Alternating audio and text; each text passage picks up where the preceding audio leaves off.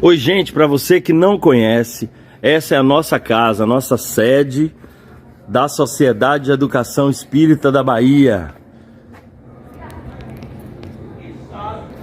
E eu tô aqui para fazer um pedido especial, que vocês já sabem. Vocês que ajudam a manter essa sede, estamos aqui no intervalo de uma das nossas reuniões e eu aproveitei para fazer esse vídeo. Você que já se inscreveu no nosso canal, que conhece o nosso trabalho ou que já frequenta essa casa, nos ajude. A gente precisa da sua doação, da sua colaboração para seguir com esse trabalho. Essa é aqui a nossa casa querida, onde a gente recebe vocês e onde a gente desenvolve o trabalho da Sociedade de Educação Espírita da Bahia. Contamos com vocês e uma boa palestra. Boa tarde a todos vocês. A gente já é uma casa conhecida, né? Um pessoal bem familiar, dispensa apresentações e é sempre uma alegria voltar para cá. Seria dia 9 de setembro, eu organizei para 2 de setembro, terminou sendo 26 hoje? 26 de agosto. Pelas agendas eu não queria deixar de vir, porque eu venho muito pouco no CEB, e eu falei para a Caterine que eu queria fazer de tudo para que eu conseguisse remanejar. Dia 2 seria a minha querida Mireia, aí seria com ela que eu ia trocar. Dia 9 seria uma outra pessoa que desmarcou. A minha, na verdade, seria nos fins de semana depois do dia 9, né? 10, 11, 12, 13, 14, 15, 16. Seria 16 de setembro a minha palestra. Fui migrando porque eu estou fazendo uma nova formação e essas formações acontecem às vezes durante o ano, a gente não sabe a agenda. E a agenda foi justamente no dia 16. Aí eu fui para o dia 2, não deu dia 2 porque eu fazia constelação familiar e aí terminou sendo hoje e está tudo certo. Ainda bem que não mudaram o tema continua o mesmo. Se quiser ligar as luzes aí do fundo, pode, viu?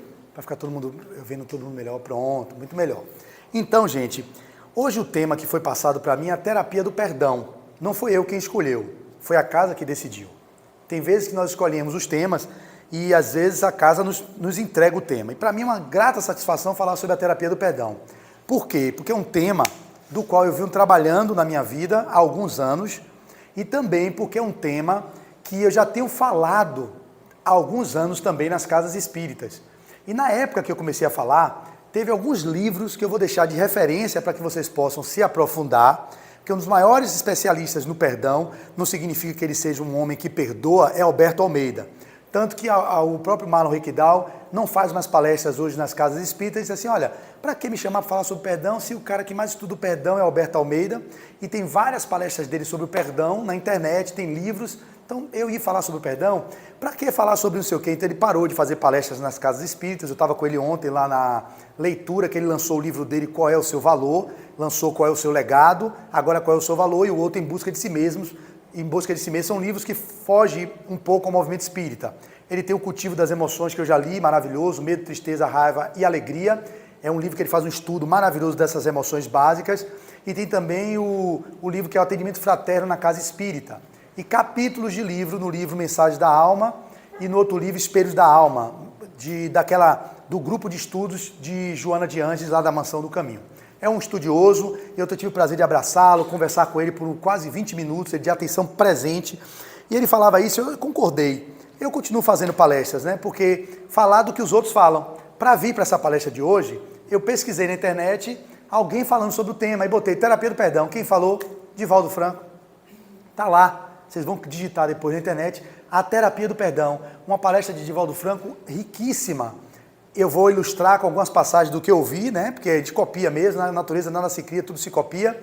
Então eu copio um pouco de Alberto Almeida, um pouco de Divaldo, um pouco desses caras que já tem uma expertise, já tem um estudo mais aprofundado e já tem até livros publicados. Então o livro de referência para a palestra de perdão, sempre eu vou indicar esse, O Perdão como Caminho.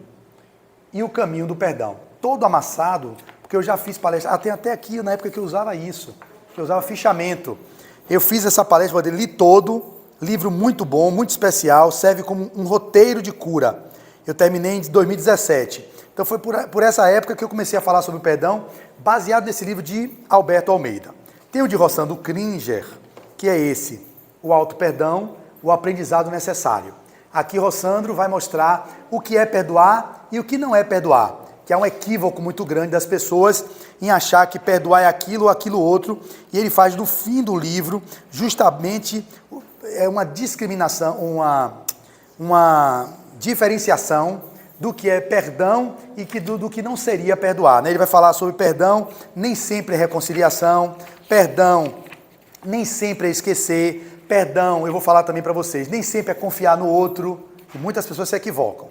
Aí vem os livros de Alírio Cerqueira Filho, que é um médico, psicoterapeuta, transpessoal e também especialista em regressão de memória, e que ele vai ter esse livro, Psicoterapia à Luz do Evangelho de Jesus, e um capítulo maravilhoso, O Exercício do Perdão, que eu li também, reli, 24 de setembro de 2022, quando me pedem a palestra do perdão, eu vou e releio, e aqui tem coisas muito interessantes que eu marquei como citar, fique de olho, isso vale a pena você rever, e aí são os estudos, o auto-perdão, e por isso a minha gratidão de fazer palestra. Eu sempre digo, quando me convidam para fazer palestra, é um benefício para mim, porque quando a gente faz uma live, quando a gente faz uma palestra, a gente tem que estudar um pouco e também tem que ouvir o que a gente leu. Porque às vezes os conteúdos ficam no meu inconsciente, ou no meu subconsciente, ou na minha consciência, mas não imediatamente disponível para eu usar. Quando eu faço a palestra, é incrível como emerge os conteúdos. Eu digo, meu Deus, eu li isso há tanto tempo e está aqui, em algum lugar, em uma gaveta, está guardado. E eu fico feliz em fazer palestras por isso. Não primeiramente pela divulgação da doutrina, não é pela divulgação, não é pela evidência de estar na mídia ou sendo visto, é porque eu sinto que é uma forma de aprofundar meus estudos. Não adianta ficar lendo e retendo, por isso que ser professor é bom, que você estuda e tenta passar e transmitir o conhecimento ou disseminar a informação. Daí as palestras são um benefício para mim, vocês secundariamente podem se beneficiar, e eu fico muito feliz quando vocês se beneficiam, mas eu digo de coração, não é por vocês que eu faço palestras, não é pelo Cristo, não é pelo Espiritismo, é por mim. Esse é o primeiro ponto, que é bom que fique claro para todos vocês. Então, aí vem o Evangelho, que é um capítulo maravilhoso, que é o capítulo que fala sobre o perdão. Bem-aventurados os que são misericordiosos. Lá vocês vão ter perdoai para que Deus os perdoe. Parece aí um pouco meio que controverso, porque Deus não perdoa ninguém. Vocês sabem disso, né? Por quê? Você que bate na sua cabeça. Por que Deus não perdoa ninguém?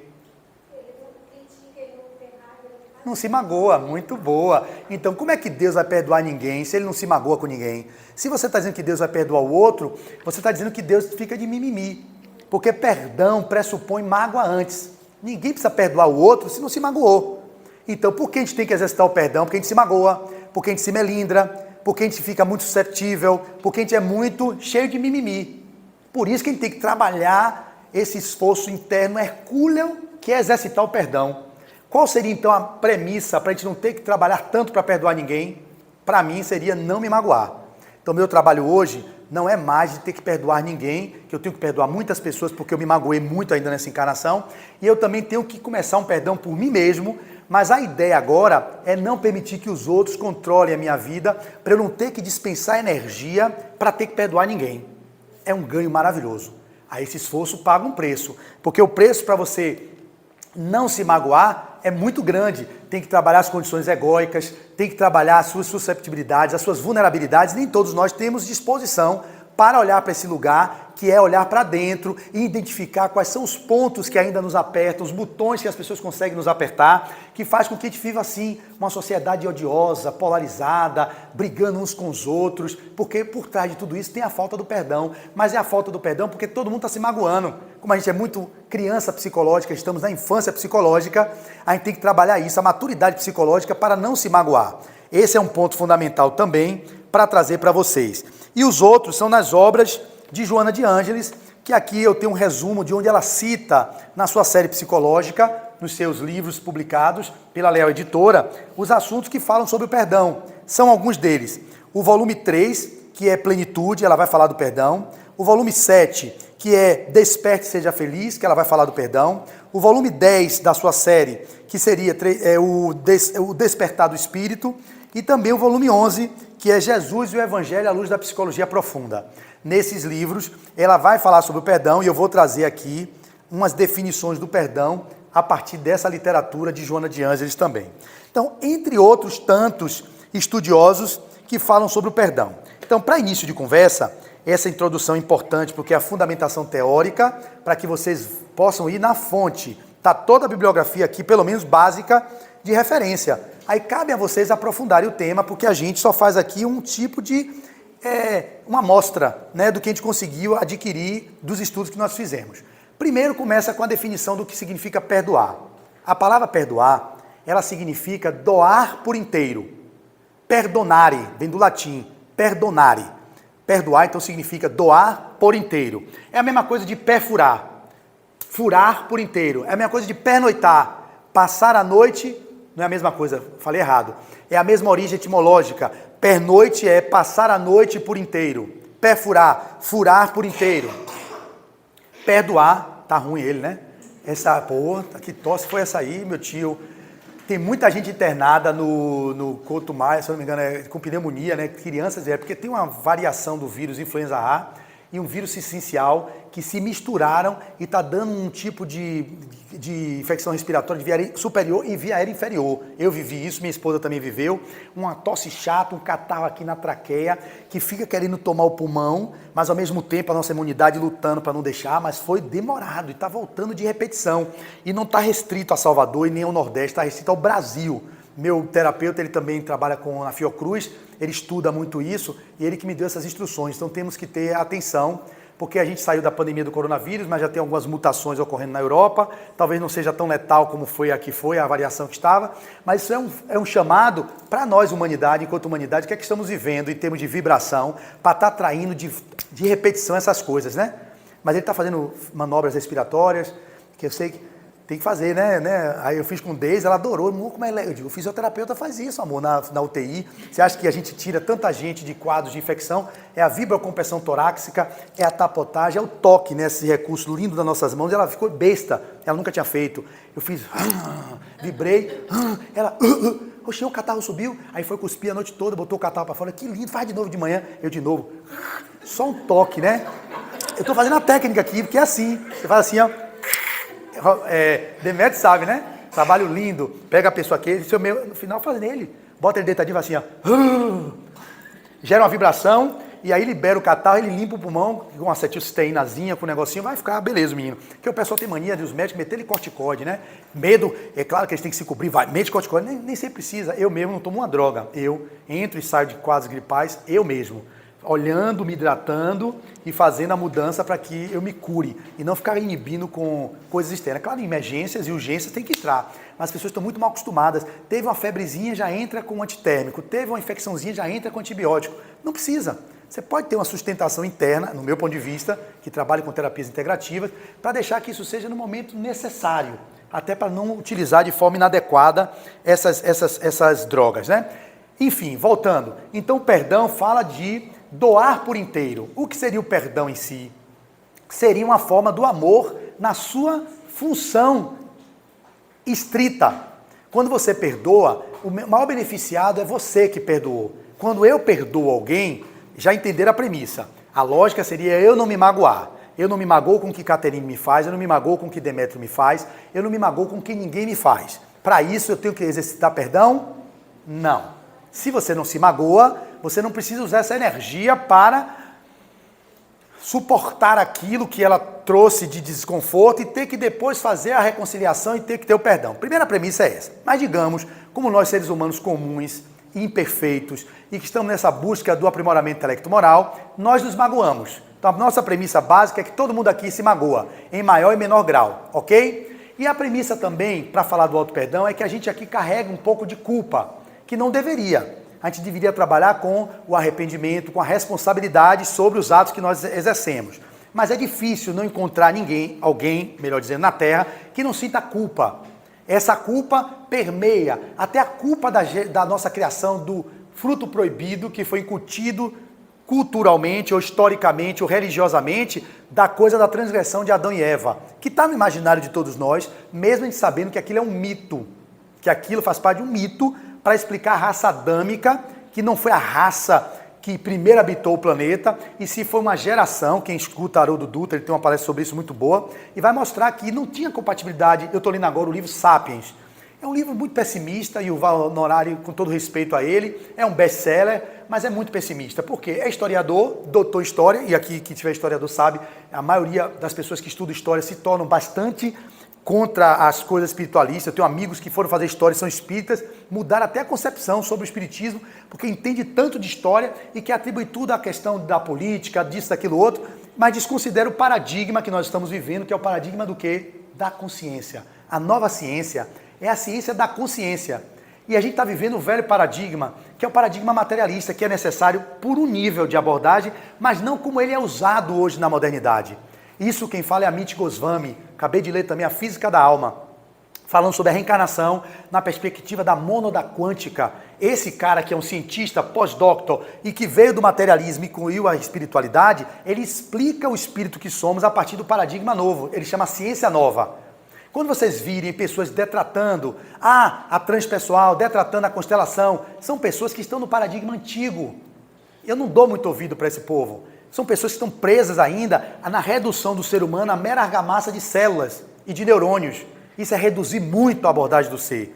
Quando você vê pessoas criticando a homeopatia, criticando a acupuntura, como está aí agora uma moça boba aí, criticando a psicanálise, criticando que é pseudociência, são pessoas que eu oro por elas, eu sinto muito por elas. Você vê quem é que está falando? Flávio, um Zé Ruela, que não tem artigo publicado, não tem nada, dizendo coitado de Onari, coitado de Yuval Onari, coitado dele. Mas é coitado por quê? Porque o esforço que ele faz enquanto historiador para explicar a evolução do Homo sapiens, do Homo de Neandertal, Homo erectus, é lindo, e eu estou aprendendo muito no livro dele.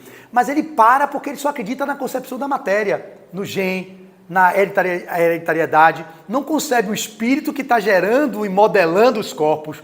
Aí falha na observação. Eu digo, claro que ele não vai entender porque ainda tem no Homo sapiens gênero de Neandertal. Ele não sabe dos exilados de Capela que migraram para o planeta Terra e fizeram que os homens de Neandertal desenvolvessem uma nova camada e fosse gerando o Homo sapiens. Não sabe. Então eles são limitados. Outro que é limitado, que eu tenho compaixão, e é um dos maiores neurocientistas do mundo, Antônio Damasio. Eu li o livro dele, Mistério da Consciência. Vai falar de Antônio Damasio na comunidade científica, é a referência em neurociência. Mas eu li o livro dele e digo, coitado.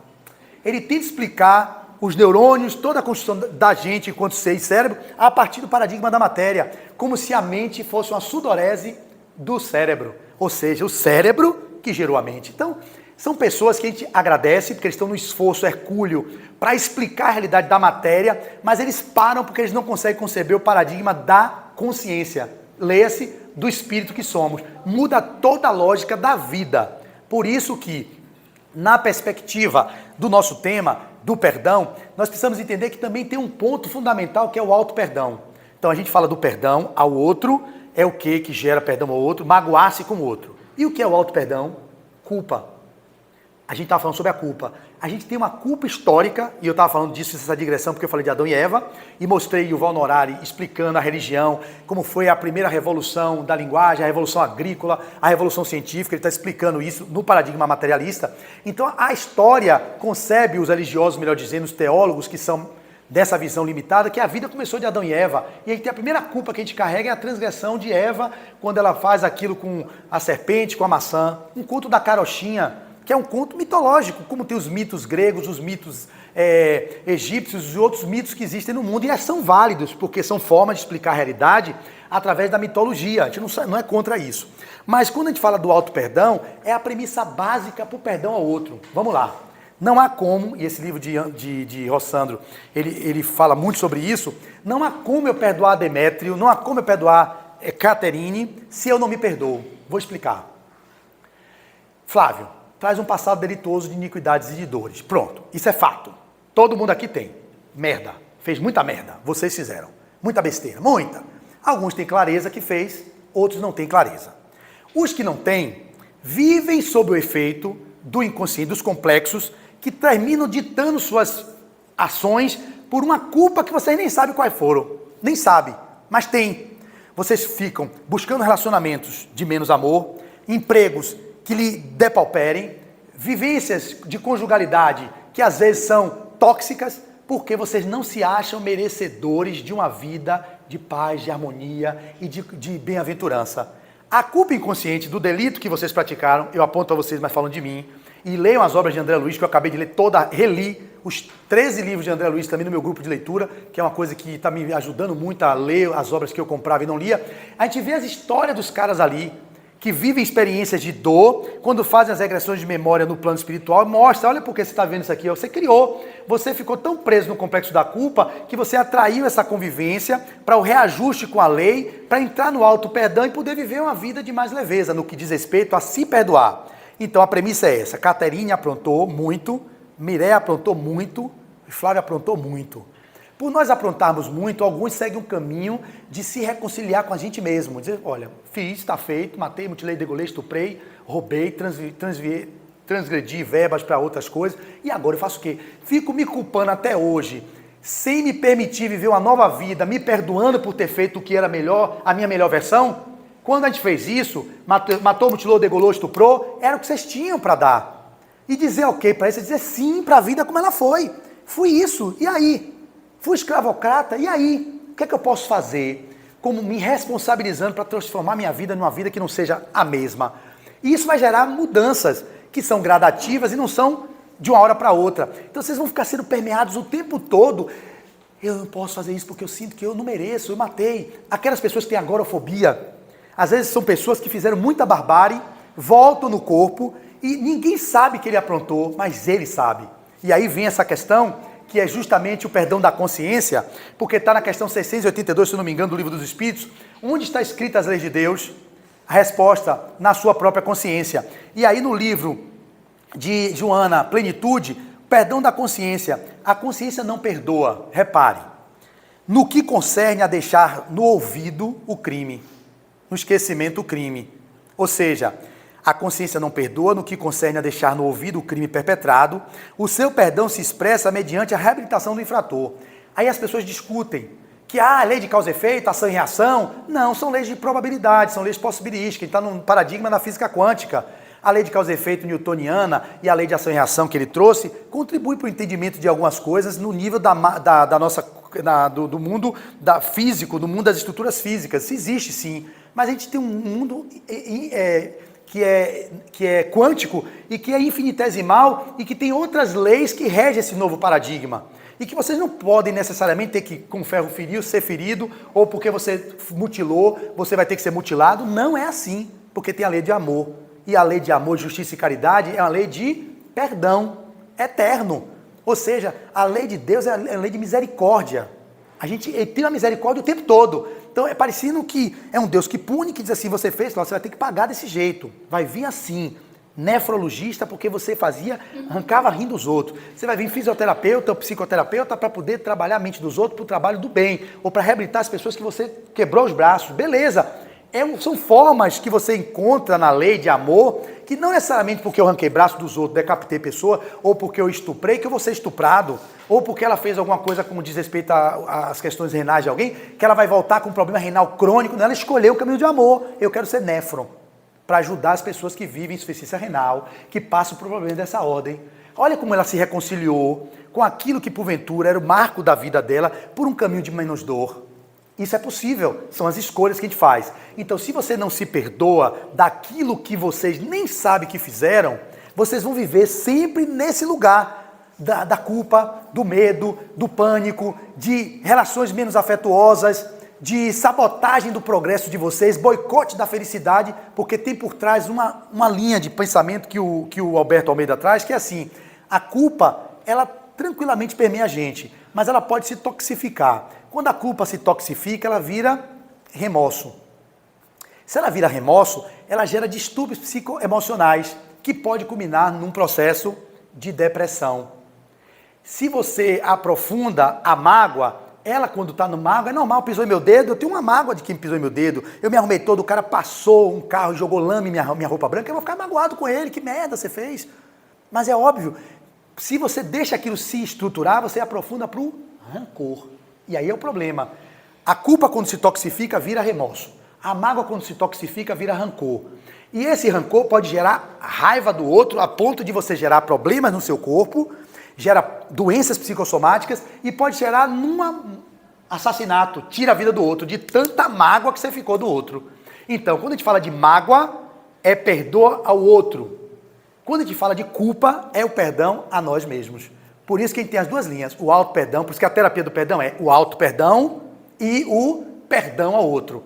Quando a gente vai para o Evangelho, a gente vai ver que o Cristo vai trazer a misericórdia como uma das bem-aventuranças, que ele vai trazer explicitamente assim: bem-aventurados os que são misericordiosos, porque obterão misericórdia.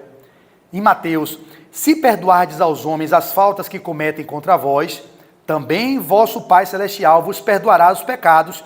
Mas, se não perdoardes aos homens quando vos tenham ofendido, vosso Pai Celestial também não vos perdoará os pecados. Não parece uma coisa assim bem punitiva? O Pai não vai perdoar você. Pecado. Pecado é uma palavra que vem do hebraico, se não me engano, armatia, errar o alvo. O pecado em si, hebraico o hebreu, acho que é isso mesmo, armatia. O pecado está bem conceituado no idioma grego. Eu falei errado, não é hebraico, é grego. No idioma grego clássico como amartia, ou amartia, que traduzido significa errar o alvo. Pecar é um erro de orientação, é fazer uma tentativa, um ensaio e se equivocar. Portanto, pode se constituir numa forma de aprendizado através daquilo que não se deve fazer. Olha que lindo, acumulando-se assim mais experiência. Então, a gente é cheio de pecado, porque a gente errou o alvo muitas vezes. Então, a palavra pecado, lida na visão judaico-cristã de punição, não funciona pra gente que é espírita. Mas na função do que é o significado grego, sim. Eu pequei muito, já errei muitas vezes o alvo, nessa vida e em outras vidas. Todo mundo erra o alvo, mas aquilo serve como um aprendizado. Você aprende com o erro, é ensaio de tentativa e erro, e ao mesmo tempo você vai se aprimorando quando você consegue se arrepender do equívoco. Eu pego aquilo, não levo para um processo de automutilação, de toda a culpa, toda a minha grande culpa fica se violentando, não que seja de forma a mutilar o corpo, que a gente sabe que pessoas fazem isso, que tem o desejo do sexo na época e se violentava, ficava se punindo os sacerdotes e tudo mais. Não é isso.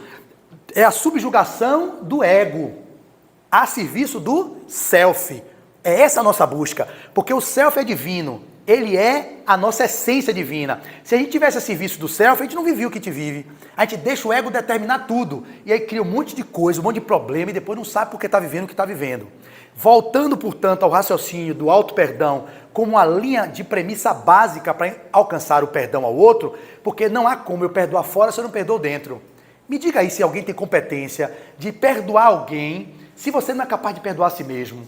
É falácia, é como diz o outro, é grupo. Ninguém perdoa fora se não se perdoa. Por isso que o processo de autoconhecimento, de busca interior, tem que estar sempre sendo permeado de olhar para esse lugar. Flávio, você está se perdoando de delitos que você praticou? Alguns sim, outros não.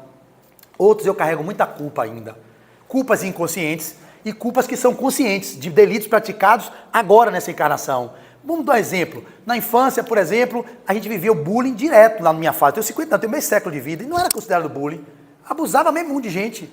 Os meninos também me abusavam. Me davam tapa na testa, peba, e dizia, pô, você é nenhum repórter? Ficava toda hora perguntando. Eu ficava, era bullying. Ou seja, me cerceando o direito de perguntar. Eu era curioso desde pequeno. Aí eu fazia perguntas com ela assim, você é nenhum repórter, rapaz? Cala a boca, ficar perguntando. Pô, a minha testa ficou grande assim, de tanto tomar tapa. Era uma forma de bullying comigo. Aí a gente reproduzia no outro também, perturbava o outro. Aí fazia, quantas vezes eu puxava a cadeira para derrubar um colega? Nossa, que brincadeira sem graça, o cara sempre...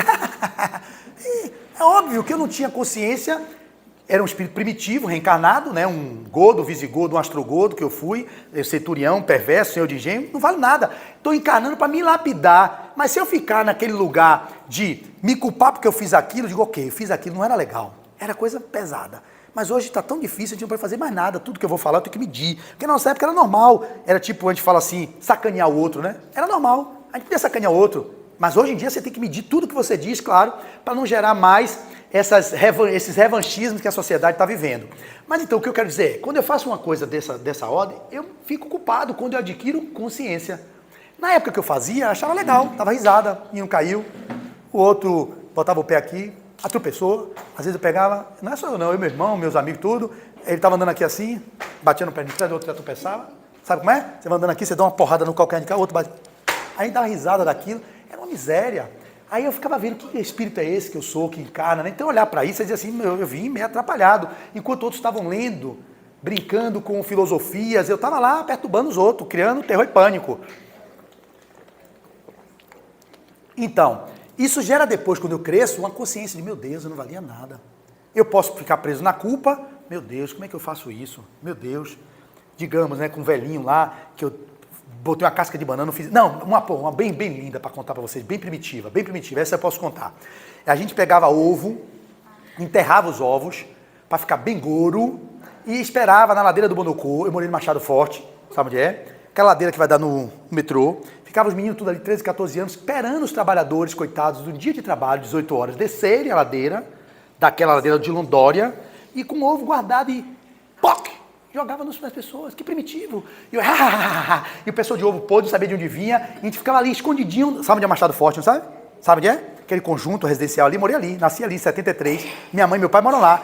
A gente pegava isso e fazia isso. Às vezes ia no carro, mais velho um pouquinho, olha que coisa, que espírito, que raça de espírito. Dentro do carro pegava Shinto. Olha que coisa saudável, coisa maravilhosa. Andando pela Avenida do João VI, eu com 16 anos, meu colega com 17, ia no carro para poder jogar Shinto nos outros. Que tipo de espírito é esse que está aqui diante de vocês? Por isso que tem que passar por esse perrengue da vida mesmo. Não é que eu queira que isso seja uma... É porque já vê que não é um espírito bem leve, não. Enquanto o Demétrio podia estar lá estudando com o pai, na mansão do caminho, fazendo as coisinhas dele lá. Estava lá com o paizinho dele, seu Demétrio, levando ele para casa do caminho, estudando, evangelizando. Eu estava sendo capeta, solto em brotas, aprontando terror, e aí ria depois. Às vezes aí outra coisa, vou dizer... A gente ia pra Pituba, aí tinha os travesti, aí a gente fala assim, ai amor, tudo bem? Tchó! Coisa primitiva. Aí a travesti toda arrumadinha, cheia de... E era o químico, não era o de água não, era o de pó químico, pra ficar toda de branco. Aí vocês olham pra assim, demônio, satanás.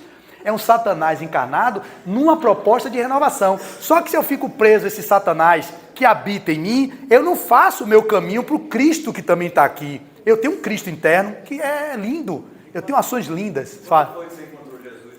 Aí, então, na época que eu comecei a frequentar a natação, na época eu nadava na Vila Olímpica, né? Aí o pessoal pensou isso mesmo, você falou uma coisa certa. Meus amigos acharam que eu virei pastor. Por quê? Eu era cara que tinha cadete, eu fiz química na escola técnica. Muito cedo comecei a ganhar dinheiro no Natibraz. Com 19 anos eu estava ganhando um salário muito bom como operador de processo petroquímico. Imagina um jovem como eu ganhando, tipo assim, R$3.500 para começo de vida, era muito. Então eu comprei um carro, aquele carro eu ia, abria a mala do carro, ia embaixo e em cima, quebra, bebendo. Aí o que aconteceu? Essa trajetória minha faz parte do meu existir. Então o homem primitivo que brincou carnaval só por 4 anos, já não brinca carnaval 27, porque é escolha própria, não beba 28, eu ia eu era um animador, o pessoal falava, você é uma festa inteira, você, sem beber hoje, o pessoal diz assim, você é meia festa.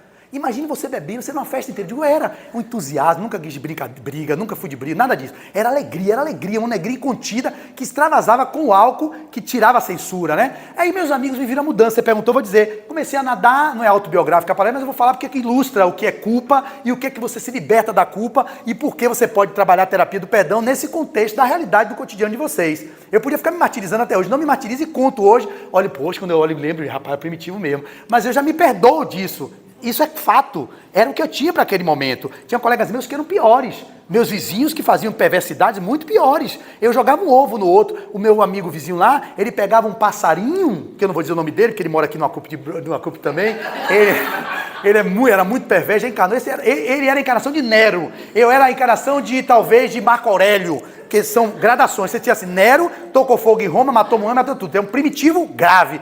O outro, Marco Aurélio, é um cara mais bárbaro, mas não era tão grave como esse. É a mesma coisa de Herodes o Grande e Herodes do Tetraca. São gradações de maldade. Então era como se ele fosse Nero e eu fosse o Marco Aurélio. Ele pegava assim, Flávio, o passarinho para ir para o céu, ele precisa que você tire as patinhas, eu... Quito, que é meu irmão, arranque as asinhas e eu puxo a cabeça. Eu digo, pô, que primitivo isso. Eu pequeno, 10, 12 anos, porque o passarinho morria, rolinha, eu dava badogada em passarinho. O dia que eu parei de dar badogada em passarinho foi quando eu matei um beija-flor. Ali doeu meu coração, que eu digo, poxa, a gente caçava passarinho, rolinha, pá, morria, assava, fritinha, mordia. Olha que coisa primária, Salvador. Comia rolinha, não tinha fome, porque matar para comer por fome não, era por diversão, fritadinha, bonitinha. Aí o dia que eu dei uma badogada num beija-flor, que o beija-flor caiu, que eu fui olhar que era o beija-flor, eu não sabia o que era o beija-flor, eu só vi ele assim, batendo asa, e eu não sabia que era magrinho, uma tripinha pequenininha daquela, eu digo, meu Deus, eu matei um beija-flor. Aí veio a consciência, nunca mais eu badoguei passarinho. Eu, como criança, por ver aquilo, eu parei de fazer isso. Eu mesmo me senti culpado, E disse, não, isso não cabe mais. E veio o perdão de mim mesmo. O passarinho, o outro, foi meu amigo, que quando morria a rolinha, ele falou assim, para ir pro céu, Flávio, ele enganava a gente, ele era 3 anos mais velho que a gente.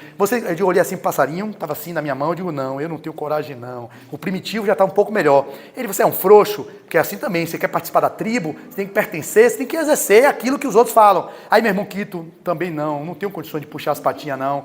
Mas Quito, você puxa a patinha, eu puxo as... Não vou não. Aí ele falou, tudo bem, vocês são frouxos. Ele puxou as patinhas, puxou as asinhas, puxou a cabeça. Aí veio aquele corpo de um passarinho assim, sem cabeça. Aquilo foi muito traumático para mim também na minha infância. Então, são coisas que a gente vai vendo. E quando é que a mudança se dá? Quando eu estou nadando, que aí eu estou no movimento e entro no Espiritismo em 1996. Aí começa uma transição na minha vida. Mas como é autobiográfico, as pessoas percebiam isso. Porque eu não chegava na natação na Vila Olímpica, né? A Vila Olímpica onde é, né? Que mudou.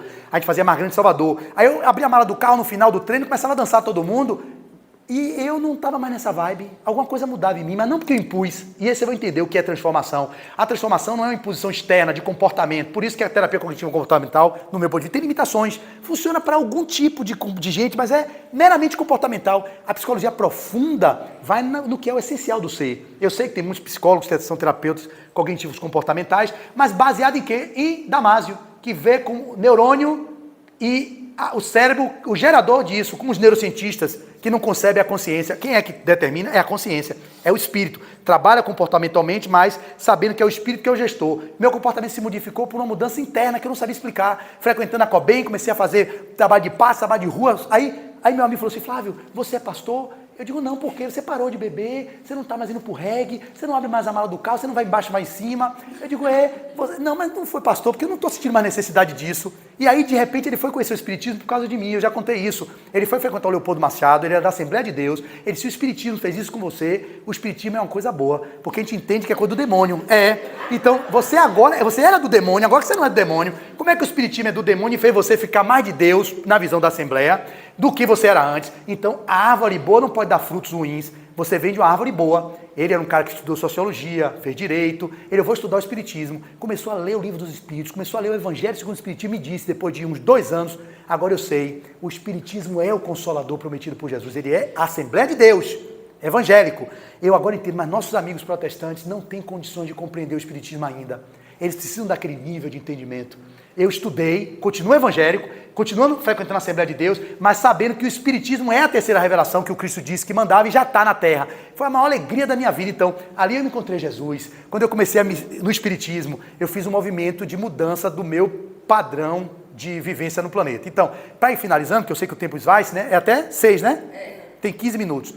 A culpa, portanto, quando se toxificou, ela gerou um processo depressivo. O Alberto Almeida, ele traz um gráfico muito ilustrativo. São 2 gráficos, eu já tenho de cabeça, mas para não me perder. O ego pode ter culpa ou mágoa. Na culpa, se ela ela pode se toxificar virando remorso. Virou remorso, ele gera autopiedade e autopunição, que pode gerar disfunções biopsicoespirituais e cósmico-planetárias, que gera distúrbio emocional, conflito social, transtorno mental, perturbação espiritual, doença orgânica e desconexão cósmico-planetária. No agravamento disso, do sofrimento, pode levar ao suicídio ou pode levar ao agravamento do sofrimento no mundo espiritual, depois que a pessoa se mata, e gerando uma reencarnação reparadora como proposta ao caminho do perdão. No lado da mágoa, aí é perdão ao outro. Mágoa, o ego se magoou. Se toxificou, a mágoa virou rancor. O rancor pode gerar ódio e vingança, que pode gerar disfunções biopsicoespirituais, levando aos distúrbios emocionais, os conflitos mais variados e a desconexão cósmico-planetária, que levam ao agravamento do sofrimento, gerando do lado de cá homicídio, do lado de lá suicídio. A pessoa de tanta culpa se mata. E do outro lado, a pessoa com tanta mágoa do outro, mata o outro. O homicídio vai gerar um agravamento do sofrimento no mundo espiritual e gerando uma reencarnação reparadora como proposta do caminho do perdão. Então, a revolta, a justificação, a rejeição, a fuga, a repressão, a acomodação, a condenação, a negação e a inaceitação. E aí você pode fazer uma escolha, que é a escolha pelo não perdão. Se você faz esse caminho de ficar inaceitando, rejeitando, fugindo, reprimindo, revoltado, essa é a escolha pelo caminho do não perdão. Qual é a escolha do caminho do perdão? É o que está no livro Céu e Inferno, que você tem o arrependimento, vai ter a expiação e vai ter o quê? A reparação. Esse é o caminho do perdão, que ele vai dar do outro lado. Então o eu, que é no caso o eu individual, pode ter a culpa e pode ter a mágoa, do mesmo jeito. Beleza? Beleza. Como você está em contato com o self, não permite que o ego determine as mágoas, os mimimi, os remorsos, a raiva, até matar-se ou matar o outro, você está no caminho de um autoconhecimento, de um descobrimento maior de quem você é. Você caminha para o quê? Para o arrependimento. Poxa, não cabe mais eu jogar ovo no pessoal passando, não cabe eu matar passarinho de badog, que primitivismo, eu me arrependo disso. E eu vou me responsabilizar, porque o arrepender é o primeiro passo. Me arrepender de que fiz uma coisa errada, porque também quem não tem culpa, quem é que não tem? Psicopata. Só quem não tem culpa é o psicopata, que faz friamente, mas mesmo quando ele adquire uma lucidez, o Hitler dizimou meio mundo de judeus. Ele não tinha culpa do que fazia, mas depois que ele desencarna, que ele adquire um acréscimo de consciência, ele pode ir para o remorso e pode ir para uma toxificação da culpa. Dizem que ele está nos planetas aí, que o mentor dele é Gandhi, né? Que Gandhi ficou com compaixão dele. Eu não tenho isso como informação segura, mas ele está habitando umas esferas bem ruins e diz que Gandhi pediu para poder ser o mentor dele, de Hitler, né? Isso é uma história que rola aí no Movimento Espírita, mas eu não tenho certeza da informação. Então fica como uma isso, não vi de A, B, C, D, E, que dizem a mesma coisa para eu legitimar como uma realidade. Então eu vi, então eu não devia nem falar como responsabilidade doutrinária. Mas enfim, aí você vai para o arrependimento. O arrependimento vai ser a tomada de consciência. Olha como é a terapêutica do perdão. A partir daí você vai para uma expiação. Por quê? Ah, Flávio, tem que expiar? Tem. O que é expiação? É o próprio sofrimento do movimento de arrepender-se. É você ficar naquela coisa, puxa, mas por que eu fiz isso? Eu podia ter agido de outro jeito. Aí você é expiador. É expiar aquilo que você fez, que você viu que não cabe mais. Hitler pode não ter expiado nada, porque ele pode ter saído do corpo e continuar achando que aquilo que ele fez foi certo. Que era tudo certo. E isso é o seguir, a expiação é o quê? Dissolver negativamente. É a volta para o movimento interno de reflexão e aprofundamento.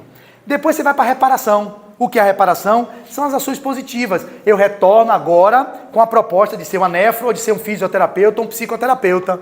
Porque eu sinto que não cabe mais eu desviar as pessoas para o caminho do mal, no sentido de persuadir, envolver e corromper. Eu escolho ser um orador que leva amor, que leva alegria, que leva expansão de consciência. Eu estou reparando as possíveis faltas do mau uso que eu fiz do meu livre-arbítrio, ou seja, das inabilidades que eu tinha enquanto espírito, que era ainda meio trevoso, de um caminho de amor. E não de um caminho de me punir e de ficar me violentando. Então eu vou fazer o reparo.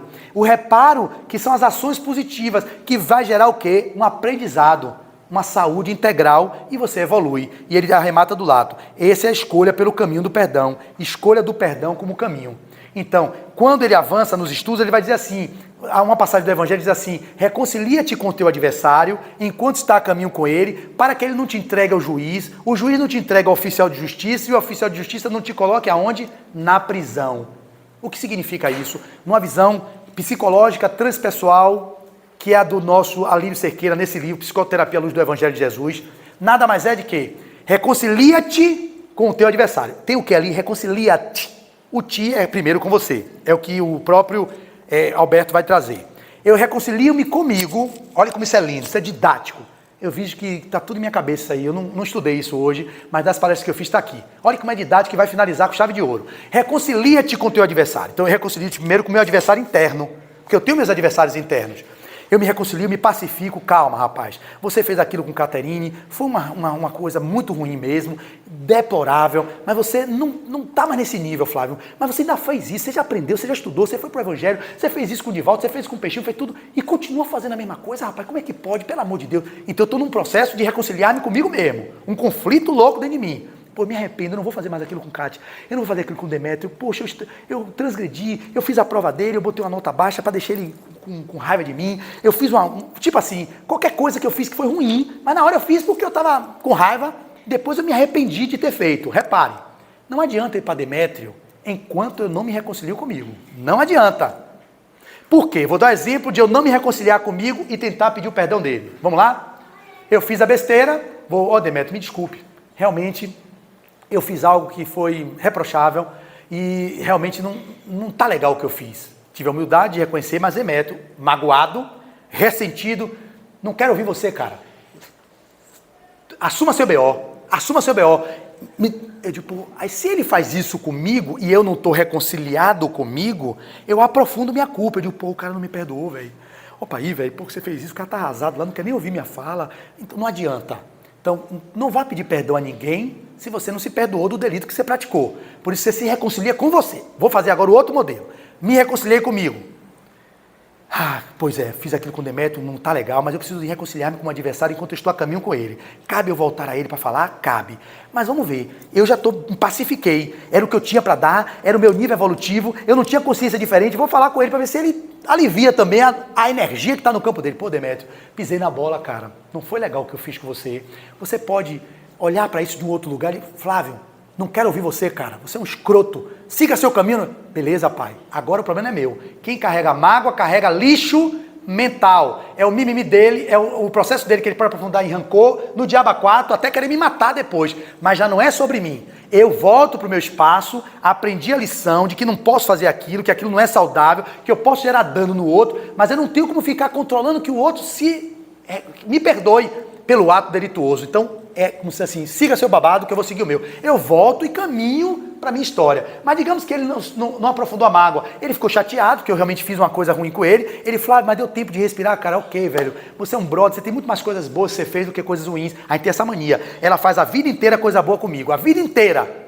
Quando ela pisa na bola em uma coisa, você esquece tudo de bom que ela foi e só se prende naquilo que é o que foi delito ou que foi ruim para você. Essa é a característica da gente, porque a gente quer encontrar algo para ficar de mágoa, ficar no mimimi. É as crianças feridas, somos nós como infantes espirituais, na infância espiritual. Demétrio é um cara maduro, ele se reconciliou, ele me perdoou e falou, ok, Flávio, tá tudo certo, cara, mas não repita não, que foi muito doloroso para mim, papapá, beleza, Demétrio, eu vou tentar melhorar. E eu vou tocando minha vida. Então, reconcilia-te com o teu adversário, primeiro eu, para que ele, no caso, quando eu vou para ele, meu adversário externo foi ele, não te entrega ao juiz, o juiz, que é a consciência, Deus, entenda como a consciência suprema, que você também é Deus, entregar a Deus não é entregar um Deus externo, que ele julga, ele condena, ele te rotula, não te jogue no Deus, que é o juiz, para que ele não te coloque, não te entregue ao oficial de justiça, que seriam os benfeitores espirituais, que vão fazer o planejamento do seu retorno, como o Sigismundo lá, que entrou em contato com o pai dele, Adelino, com a mãe dele, porque ele tinha tido um problema cardíaco.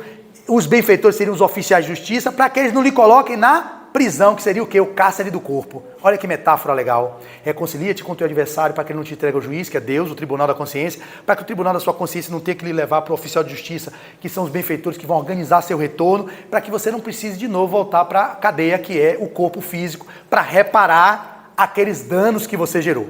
Isso, portanto, é o roteiro da terapia do perdão. Então, e aí eu finalizo e passo o vídeo. A terapia do perdão consiste em quê? Auto-perdão, que não significa leniência com o mal, não significa dizer, fiz, está feito, isso é ego, eu sou assim, faço mesmo, e que vocês se explodam.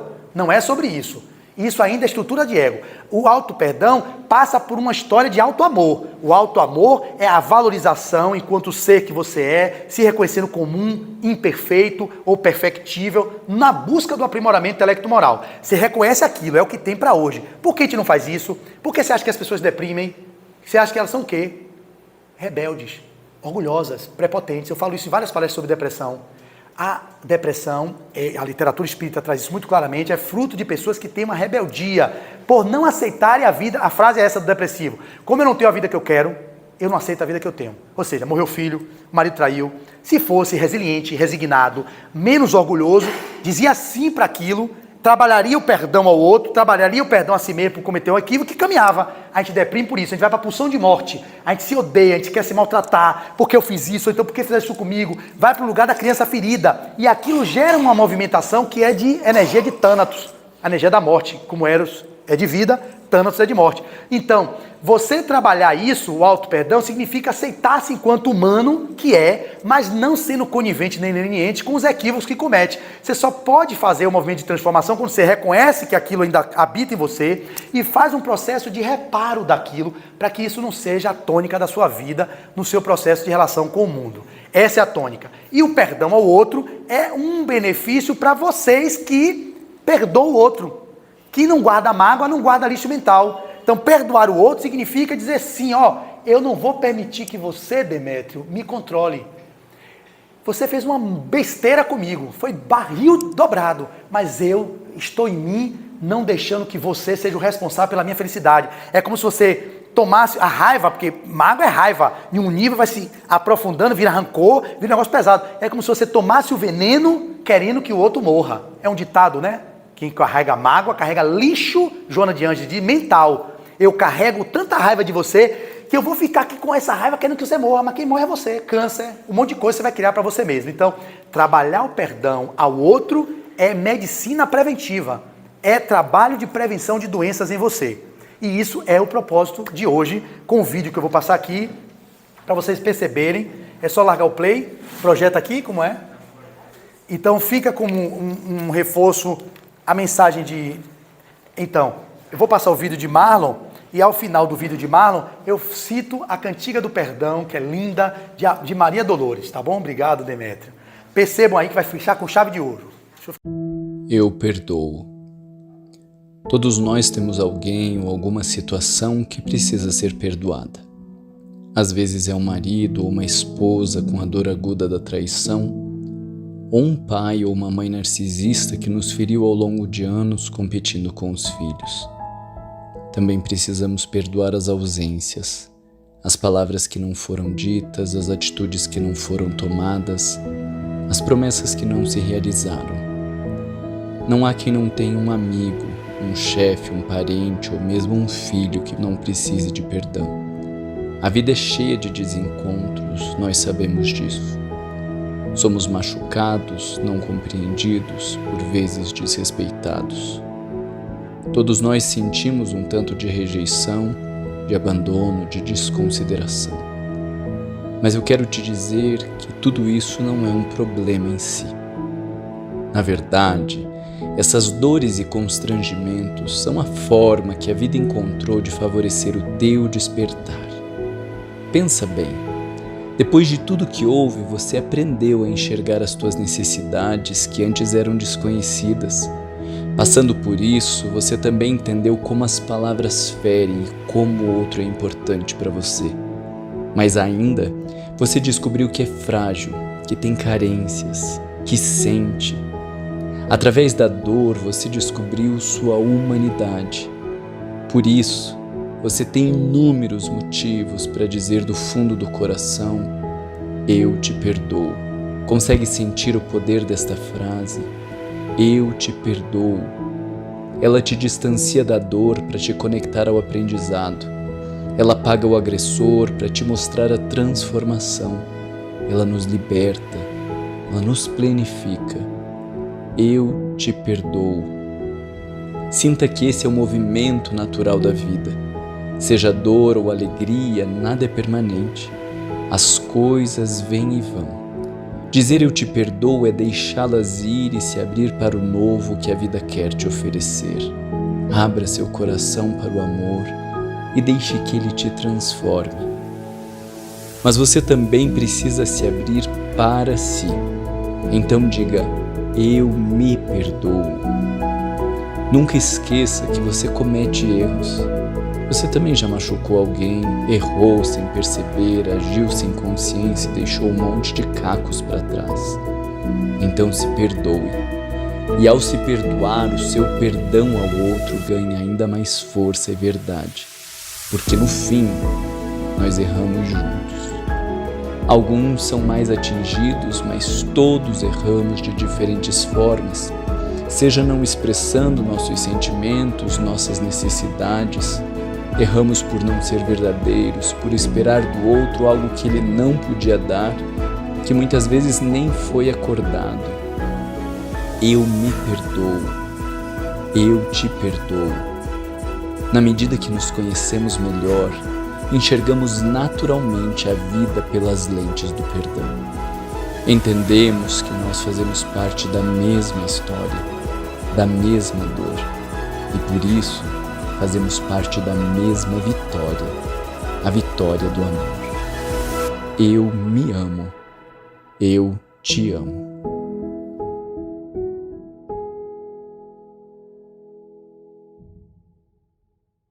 Cantiga do Perdão, Maria Dolores.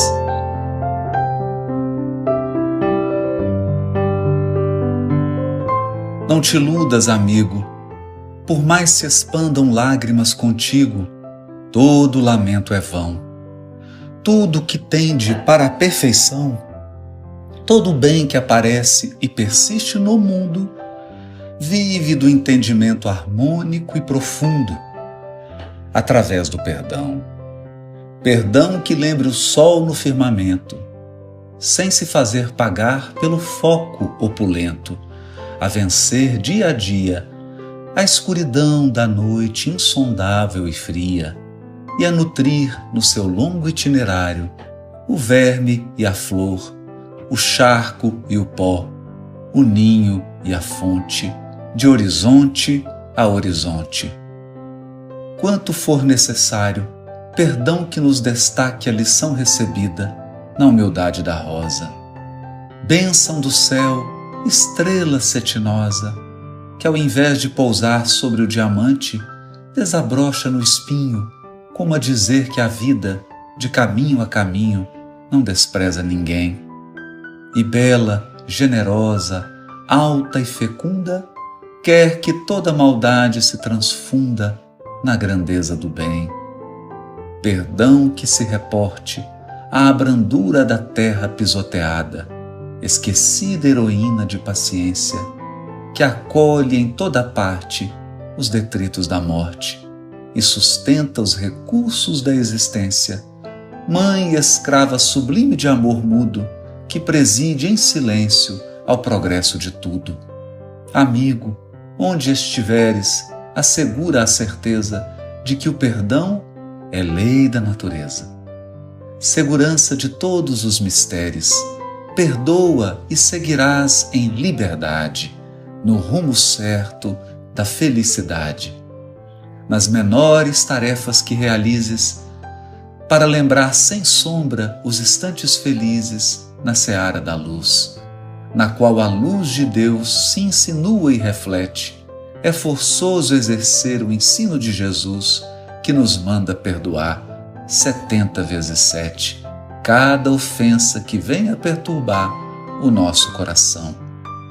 Isso vale afirmar na senda de ascensão, que em favor da vitória a que aspiras na luta transitória, é mais do que importante, é essencial que te esqueças, por fim, de todo o mal, e que em tudo, no bem a que te des, seja aqui, mais além, seja agora ou depois, Deus espera que ajudes e abençoes, compreendendo, amparando e servindo outra vez.